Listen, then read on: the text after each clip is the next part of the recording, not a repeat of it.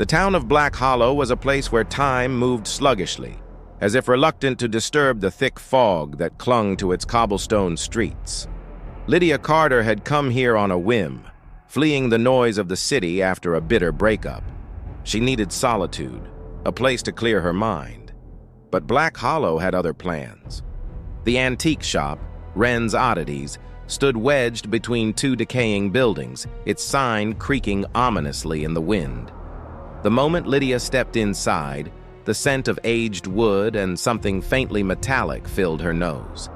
The shop was a labyrinth of curiosities, yellowed books, cracked porcelain dolls, rusted pocket watches. Then she saw it. The ring sat in a small glass case, illuminated by a single flickering bulb. It was a silver band, tarnished with age, its centerpiece a black opal that seemed to drink in the light. Something about it called to her. "Ah!" came a voice from the shadows. The shopkeeper, a skeletal man with sunken eyes, emerged from behind a curtain. "You've taken an interest in that one," Lydia forced a smile. "It's unique." The man's lips stretched into something that wasn't quite a smile. "It's old, very old. Belonged to a woman who lived here centuries ago. They say she made a bargain with something that wasn't human." He tapped the glass. "The ring whispers. Some hear promises, others hear warnings," Lydia scoffed. "Sounds like a sales pitch." The shopkeeper didn't blink. "Take it if you like, but remember, every wish has a price." Against her better judgment, Lydia bought the ring. That night, Lydia sat on the edge of her rented bed, turning the ring over in her fingers. The black opal shimmered, almost as if it were breathing. What harm could it do? She slid it onto her finger. The room plunged into icy cold. A whisper, so soft it might have been the wind, brushed against her ear. "Ask, and I shall give." Lydia yanked the ring off, heart pounding. The voice was gone. Just my imagination. But the next morning, strange things began to happen. Lydia had always wanted to be noticed. The next day, her boss, who had barely acknowledged her before, praised her work and hinted at a promotion. A handsome stranger at the cafe struck up a conversation, his eyes lingering on her in a way that made her pulse quicken. She wore the ring again that night. "More?" the voice murmured. Lydia hesitated, then whispered, "I want to be unforgettable."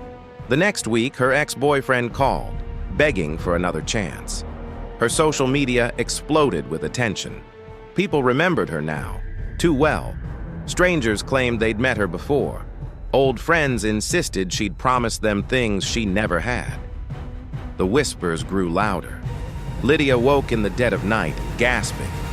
She dreamed of a figure standing at the foot of her bed, tall, emaciated, its fingers too long, its mouth sewn shut with black thread. It didn't speak. It didn't need to, because the whispers were coming from inside her head. "You wanted this," they hissed. "You asked. Now you must give." She tried to remove the ring.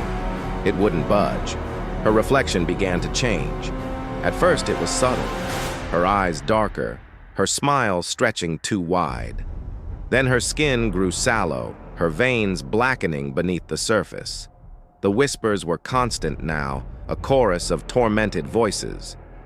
"Join us."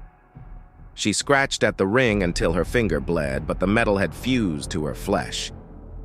One morning she woke to find her bones shifting beneath her skin.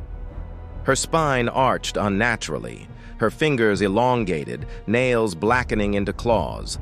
The whispers were deafening. "You are ours now." When Lydia didn't show up for work, her landlord came knocking. The door was unlocked. Inside, the apartment was freezing, the air thick with the scent of rot. The ring sat in the center of the floor, pristine. No sign of Lydia.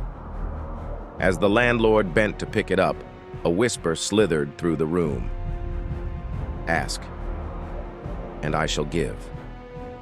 Weeks later, another traveler arrived in Black Hollow. A young man, heartbroken and searching for something to fill the void. He stepped into Wren's Oddities. his eyes drawn to a glass case. Inside, a black opal ring gleamed, waiting. And in the silence, something whispered.